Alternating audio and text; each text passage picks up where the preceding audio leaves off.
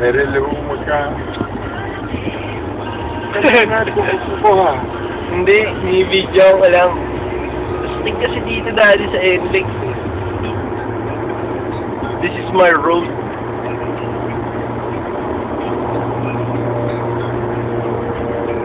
Okay ba?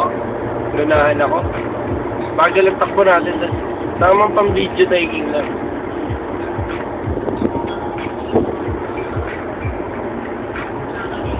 Okay, wala. Sagit natin. Sakto natin 1 minute. Ayan na, tumatraffic na. Starbucks tayo doon ah.